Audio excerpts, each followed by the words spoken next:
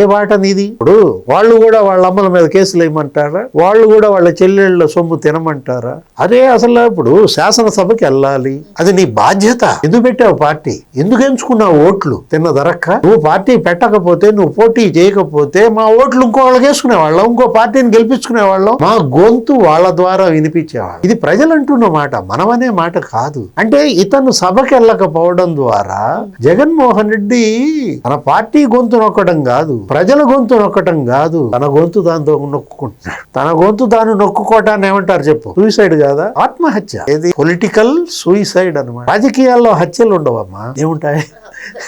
ఆత్మహత్యలు తప్ప రాజకీయాల్లో హత్యలు ఉండవు.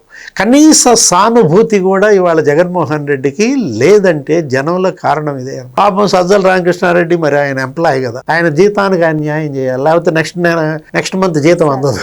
ఇప్పుడు అందుకని ఏదేదో మాట్లాడతాడు.